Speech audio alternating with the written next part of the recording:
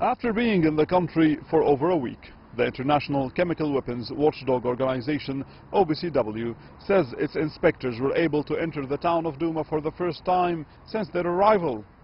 They came to Syria at the invitation of the Syrian government to launch an investigation into the alleged use of chemical weapons in an attack that took place on April 7th on the town of Douma, when the town was still held by the rebels. CGTN learned that the inspectors started their work by collecting soil samples, interviewing eyewitnesses and visiting the graveyard where the dead bodies of the victims of that attack are buried. Meanwhile, rebels continued to leave the countryside surrounding the capital. Syrian state media reported that 3,200 persons are expected to leave the town of Ebrahim, located 60 kilometers northeast of Damascus. Dozens of buses were seen evacuating rebel fighters along with their families and heading north.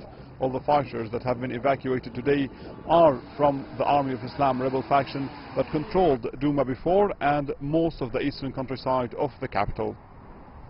Rebels have been steadily losing ground in the past few weeks around the Syrian capital, but the Syrian army seems to be concentrating and focusing its efforts on 3 districts located south of Damascus: Al-Yarmouk Palestinian refugee camp, Al-Hajar al-Aswad and Al-Qadam.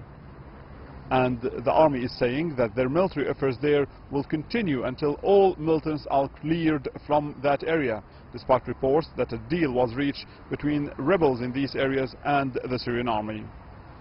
These 3 districts are held by a coalition of rebels that include fighters from ISIL, Al-Qaeda's Syrian affiliates and other smaller rebel factions. And though it is unclear at this point where these rebel fighters will be evacuated to, Syrian military officials say they are confident that by the end of next week, the Syrian capital and its surroundings will be rebel-free for the first time since 2012.